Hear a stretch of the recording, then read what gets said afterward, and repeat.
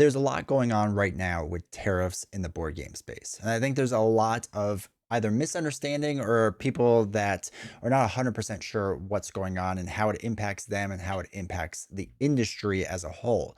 So I decided to talk to Nick Bentley. He's the president of Underdog Game Studio. They're in charge of the trekking franchise.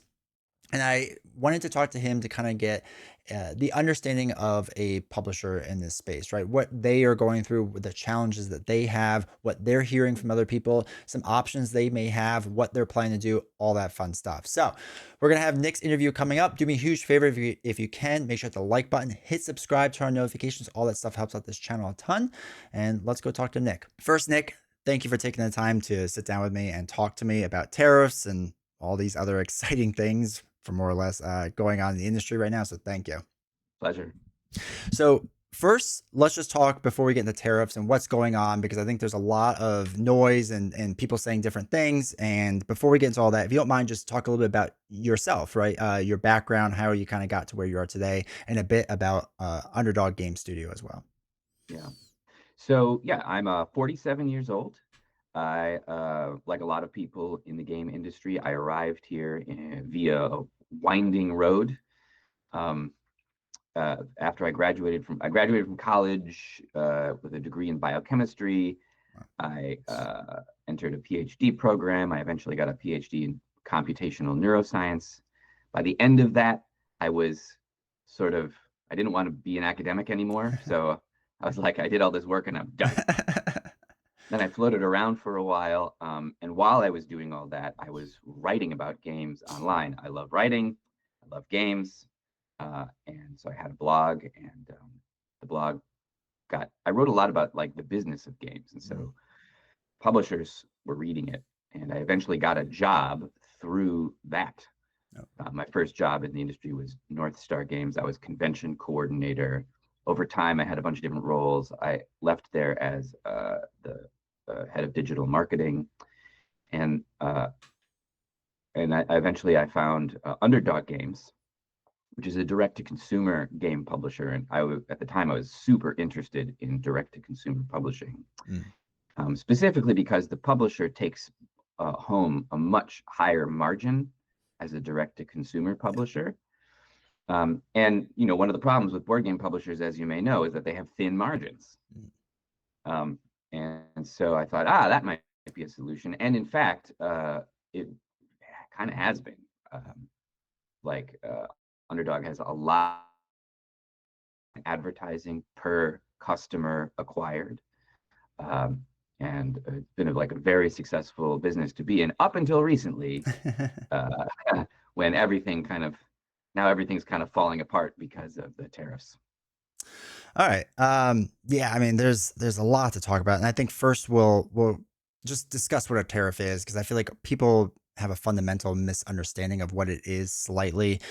So people will call it different things, a duty or whatever. It's basically a tax, right? So it's a tax from the federal government on something coming in from an outside country or going out, essentially. So with you all, I guess, what exactly is tariffed? Because I think some people are worried, like, okay, if you sell a $50 game, is it tariffed at the 140% rate at that $50? Is it whatever the production is? Is it invoice amounts? Like, I don't think people are 100% sure what the actual number is that gets tariffed.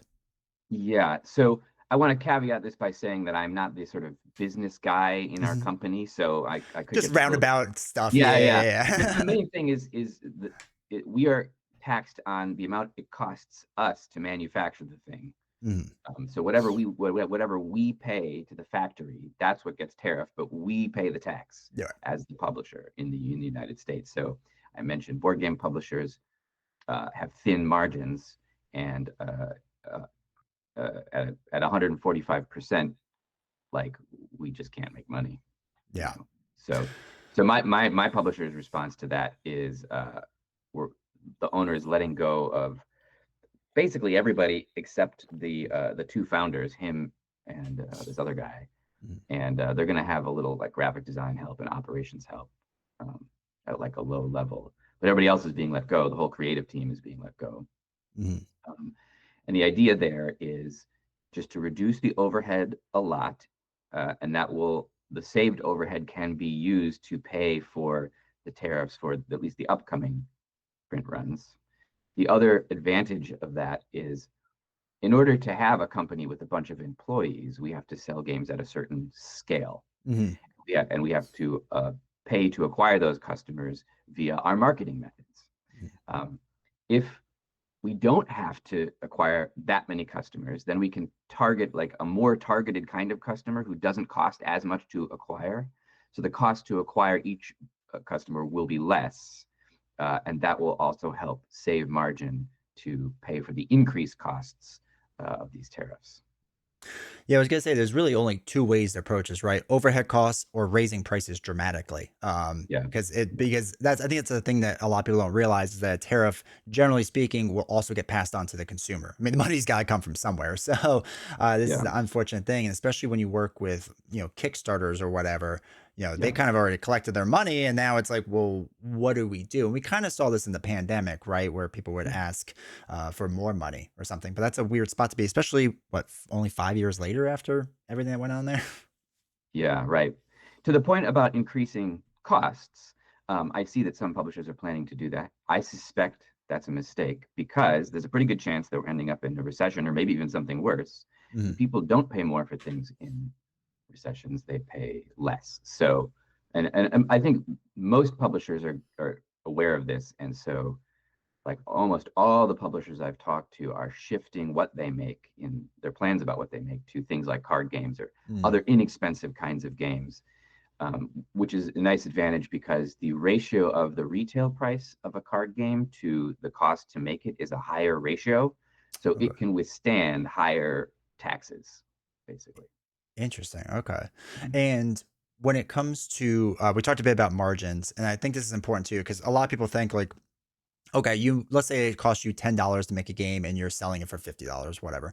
And you're like, Mhm. oh, that's $40 worth of profit. But obviously it's got to go to a distributor, right? It's got to go to the board game stores. Well, you guys go direct to consumer, Yeah, but for a lot of companies, it has a lot of steps it has to do. Do you mind right. just kind of generally talking about what those steps are, what margins may look like roughly, for Yeah. just generally Let me speaking? divide this into most publishers and us because we have this Okay. different situation.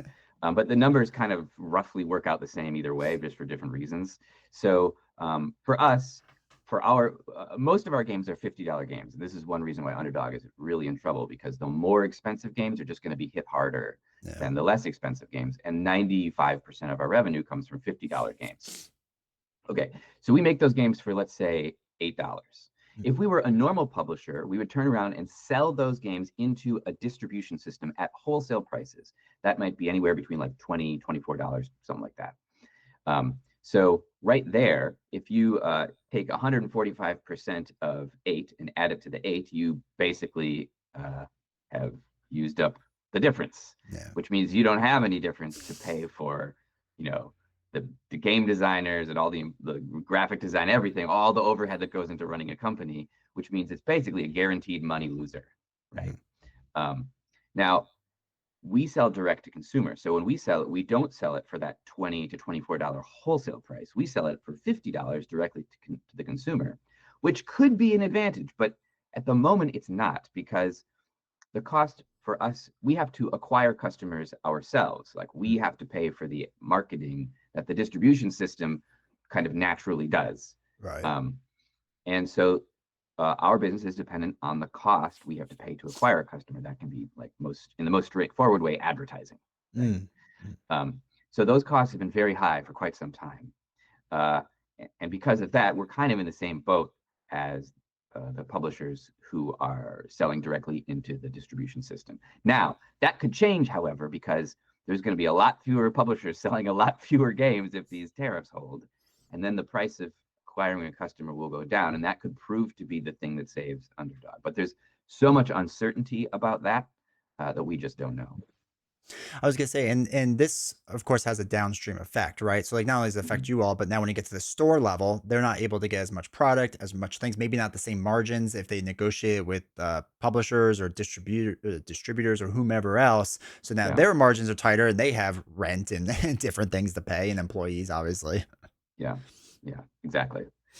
Yeah, so it's really tough. Mhm. I see a lot of publishers haven't shrunk. their workforce yet. And I think for a lot of them, they're taking a really big risk doing that. I mean, I say this as somebody who is himself being let go. So Mm. You it's have no skin fun to in the be, game. yeah, Yeah. yeah, it's no fun to be let go, but I completely understand why the owner of the company I work for did it. And if I'm thinking from the just save the company point of view, there's a really strong argument for doing that. Yeah, I was gonna say, what are some other things that you're hearing? Like, are they trying to delay? Because from my understanding, do you all pay the tariff when the boat gets to the port? Is that how that works? yeah, All yeah. right. That's my understanding as well. It's when the boat So, gets to the port. so are people trying to like delay their game slightly, maybe not making it Yeah, show there's up? people who Okay. are just leaving their games in factories in China, hoping that this blows over. Mm. Um, but that has costs associated with it as well. There's no great solution right now. We were talking before the podcast started, and you mentioned that you had been part of another industry that had the same problem, and some of the companies in that industry were routing stuff into other countries and then bringing it around to try to subvert the tariffs. Can you talk about that for? Uh, Yeah, absolutely. So, yeah, so I come from the natural stone industry, and we during the first Trump administration, basically they were trying to tariff a lot of quartz products, which is a certain type of stone that's found, and it's manufactured in different countries and then produced here. And a company in the states was kind of going after these other companies with Trump, to say like, hey, they're doing it illegally, they're dumping, they're whatever, and they did it through tariffs, countervailing duties, and anti-dumping whatever laws. So it was like 200-300%. So it would possibly destroy these companies. So what they tried to do originally, is, let's just say it was made in China for argument's sake. They would go to India first and then come to the States. So they could say, well, look, our boat comes from India, right? It's completely different. It's not there. And sometimes they got away with it, and other times, you would have to do kind of shady things because they really look at the tariff as country of origin, right? So where was it originally yeah, produced? So if they got caught, there was a huge penalty. But when you're talking about like, this is the difference between my company existing and not existing, and we may not exist anyway. So what's the difference at this point? Now, do not do this. This is highly illegal, so I do not recommend anyone do this. But yeah, people had tried to do this, and it didn't really work great. I think a few companies got either really heavily penalized or shut down because of it. So yeah. And then you also mentioned that a lot of these stone companies didn't end up going out of business despite the business threatening tariffs. How did it resolve itself? so basically, what happened, was there's a few different things. So one is that, companies that were large enough that were overseas said, okay, they went to the United States and they said, we will produce the games in America. We'll build the factories themselves. Now, these are billion-dollar companies, so they obviously, like, Underdog can't build the factory and do it, but they would build the factory themselves or work with a group of stone companies to build one together and say, hey, we're doing America, we're doing all the proper steps. The other bigger thing, because if it's just individual companies doing this, it may not have worked as well as we have an association that helps all natural stone, whether you're in America or overseas, it doesn't matter. They will help any of these companies. And even though they produce quartz, which is a manufactured product, they also produce natural stones. This association was willing to help. And the industry is really good in that sense that they have an association that goes to Washington all the time. I mean, they're based in Ohio, but they go to Washington all the time. And if they need to go on Capitol Hill to talk to representatives or whatever, they are there. Obviously, all the companies that are a part of this like pay their dues, so this is how it gets funded. Yeah, But they go there and they really go up to bat. And they said to the Trump administration the first time around, like, look, these companies are trying to do the right thing. Let's give some of them like a chance, right? You're yeah, increasing these tariffs. Basically, what kind of happened in the board game industry, where it's just like, okay, you had 20% tariffs, these are fine, whatever, to 140% in a week or whatever it is, and it's just like, okay, like, give these companies time. They want to help you make money, so help them help you, kind of thing. mm, And it worked for the most part. It's very, because government's slow and it doesn't really move efficiently. mm, Some of the companies had to pay a lot up front, but they kind of worked their way through it and went through because they could see, clear seas ahead. But it was a yeah, long process. I mean, it was a 2-year process, and some of those things are still in effect, but really aren't kind of needed anymore because so many companies work together now to build a plant in the States or work with another plant to be like, hey, we're going to produce our stuff here. Can we get an exemption, basically? And then they would get exemptions. And work their way through it. Fascinating. You said the companies that were doing that were typically like billion-dollar companies, though. Is that true? Yeah, so some of them are. There's some obviously big ones, big players in name that can afford that, and then there's smaller ones that couldn't. So they would have to move their operation from China. And they would go to Vietnam, or they would go Mhm. to Cambodia, or wherever. South Korea was Yeah. another big one. So they have to go to other countries where obviously labor rates are lower. There's the infrastructure still there, so they kind of just bring all their material and just not buy a factory, but like rent out a factory there and then do it there and ship. And that was able to work around the system as well.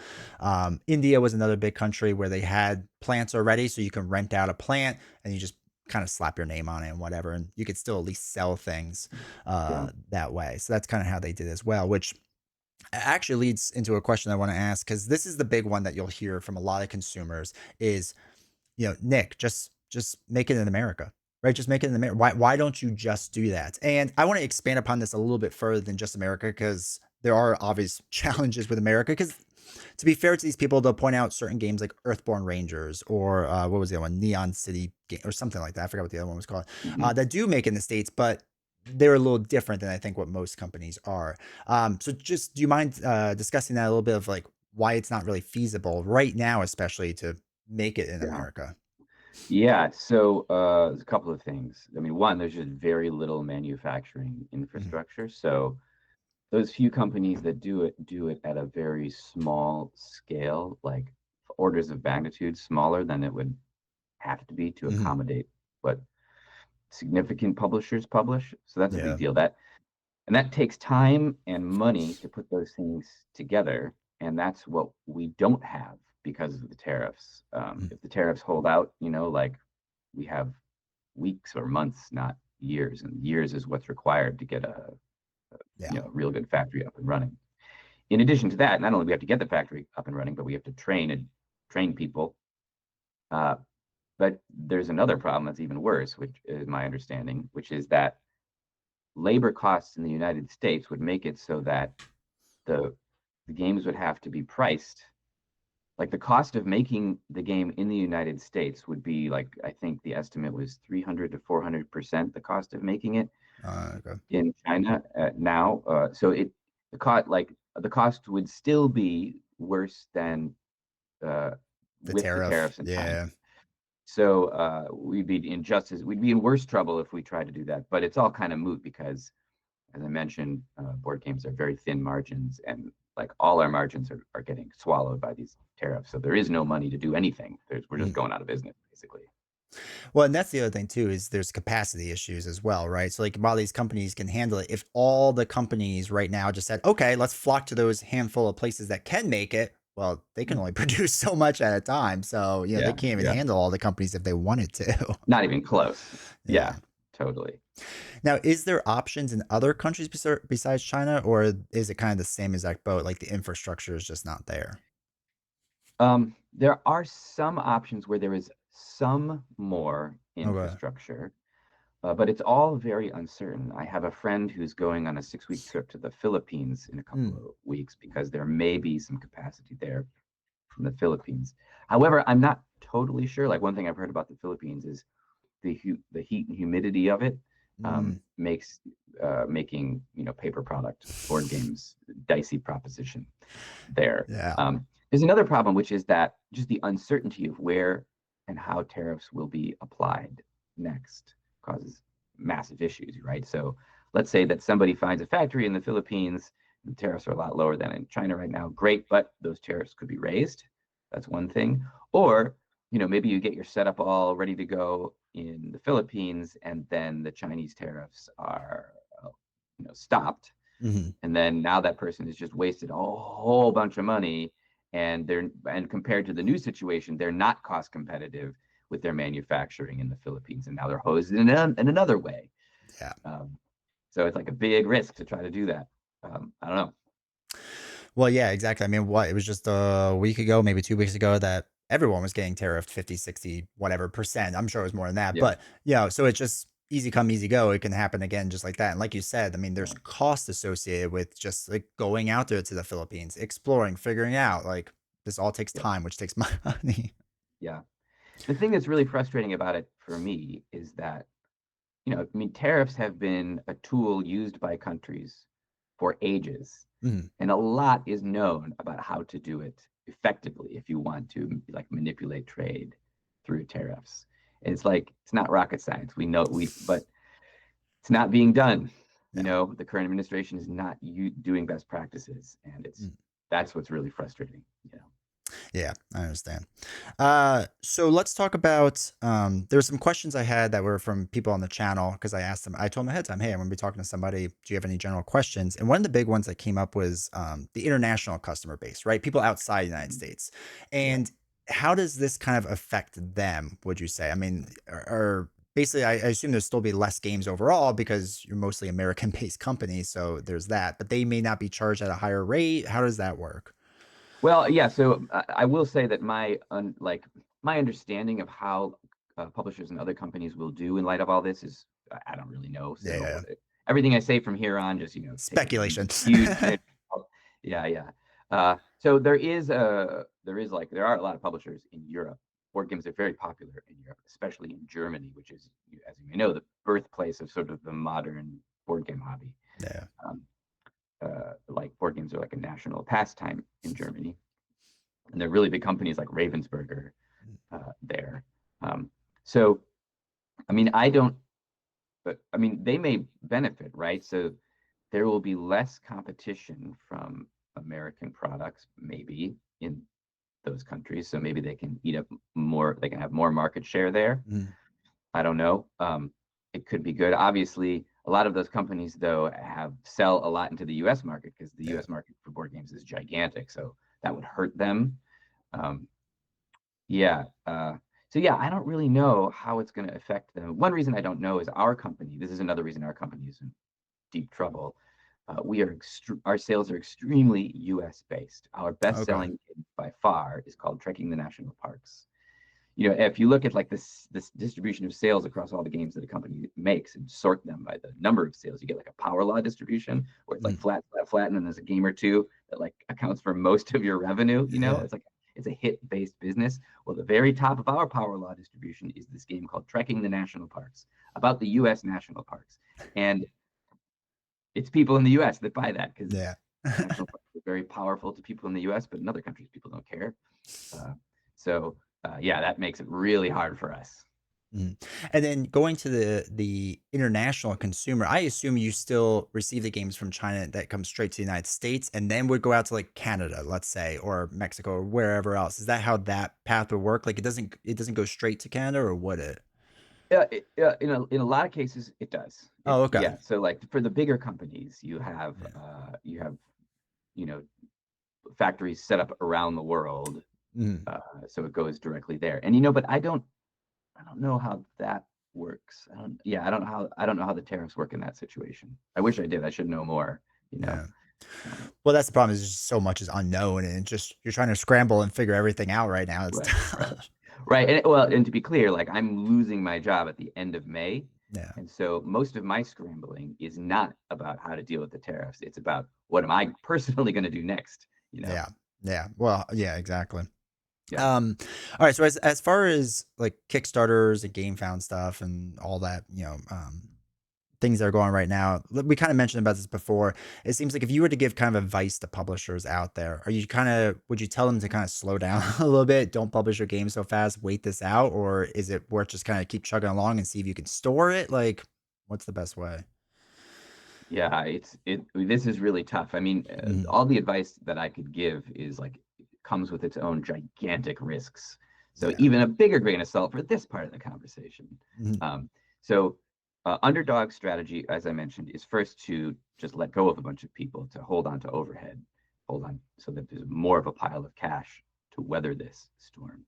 The second thing is to shift to card games. Now, we had already made a decision to shift into card games like 5 months ago now. Mhm. And we actually have like 5 card games mostly ready to go. Well, 4 of them are definitely ready to go. One of them is almost ready to go.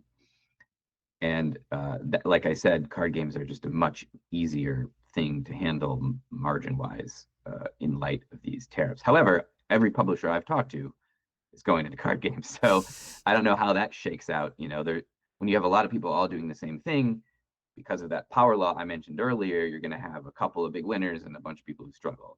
Yeah. Uh, so, in this case, since there are already companies that are heavily card game based, you'll probably see those more likely to be those big winners than people who shift into it now. But yeah, the general idea is find products to sell that are less expensive and require less manufacturing. During the pandemic, there was a sort of explosion of print and play games. There's a Mm, company called Postmark Games that actually sold a ton of print and play games during that time. Now, of course, that was a different kind of. There was a recession there, and during recessions in general, people stay in, which yeah. is why games. Well, yeah, this is actually a really important point. Tabletop games do really well during recessions. Um, because people stay home more and uh, they're looking for more home entertainments, and tabletop games are that. Tabletop games are also perceived as high value for money because you can play them over and over and over again. Hmm. So, like famously, Monopoly became the best-selling game in the world during the Great Depression Mm. because of this, and because it provided a fantasy of actually having money. you know, uh, but we saw our sales double during COVID, Yeah. and that was an extra stay home thing. Not only was there a recession, but there were actual orders to stay home. Right. Um, and I would expect that the demand for tabletop games, my prediction will be, is that overall the demand for tabletop games will rise Mhm. during the oncoming recession, and the demand will shift towards less expensive games. So, and for that reason, I would say, like, if you're going to bet on something, probably bet on card games or something like that. Um, and other categories of things are, more digital games, Right. right? Whether those are digital games that you just play on your phone or your computer, or like tabletop game replacements, like digital party games where you're passing a phone around in the living room or something like that. Hmm. Um, that could be something. Uh, what else? Yeah, some stuff like that. I think is probably the stuff to think about. Yeah, it'll be interesting to see too if like party games in general kind of go up because it feels like they're taking more of a hold in the industry. And now, we don't have a pandemic, so obviously people can get together. They're generally cheaper, things. They're Yeah, cards or a pad of paper or whatever. So yeah, it'd be yeah. interesting to see if that's what kind of takes off as well from this. An important point about entertainment during recessions is that um, entertainment spend doesn't drop as much as you might imagine it would. Like, you think, oh, that's a completely discretionary thing, so you'd imagine that just drops away a Mm, lot during recessions. But in practice, historically, that's not true because people cling to entertainments as a form of escape from the rising difficulties of their lives. yeah. And so, yeah, entertainment spend doesn't drop as much as you think it would. It does shift to higher value for money things and less expensive things. When when something like this happens with tariffs, how much communication is there with the manufacturer that you have? Is it like do they kind of work with you at all to try to either lower their costs or I mean they obviously have to still make money, but lower Yeah, their costs or anything like that? Or is it basically they say, hey, sorry, not our problem. We're here to make a game if you want. yeah. It's probably different per manufacturer. I haven't been involved in negotiations with our manufacturer. However, I know that there are negotiations, and the manufacturer is offering to help shoulder some of the burden, Okay. or at least was the last time I heard. Things are changing so quickly. Right. Yeah. That might not be true anymore.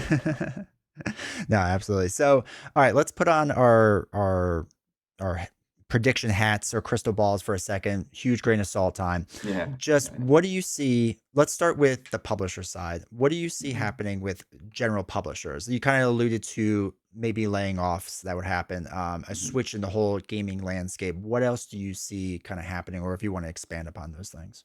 Yeah, I mean, I think some will go out of business. A bunch will get smaller. I do think that there will be, I think that there will be surprising innovation that comes out of this. That's probably this.